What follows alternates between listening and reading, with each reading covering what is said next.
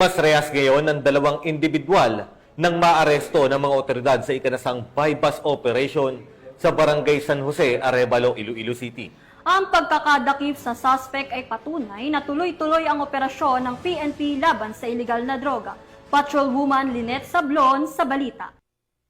Arestado ang isang call center agent at isang 18 taong gulang na lalaki sa isinagawang drug bypass operation sa Barangay San Jose, Arevalo, Iloilo City. Ito lamang ika-7 ng Hulyo, taong kasalukuyan. Kinilala ang mga suspect na sina alias Benz, 33 taong gulang, at residente ng Barangay Lanet Haro, Iloilo City. At si alias Aljon, 18 taong gulang, residente ng Zone 5 Barangay Boulevard, Molo, Iloilo City.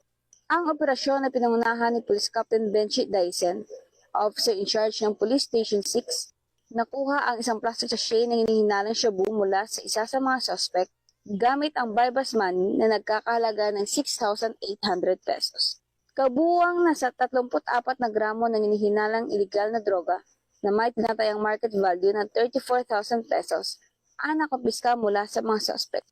Nasa kusdiya na ng ICPS 6 ang mga suspect at sasampahan ng kasong paglabag sa Republic Act 9165, ang Comprehensive Dangerous Drugs Act of 2002.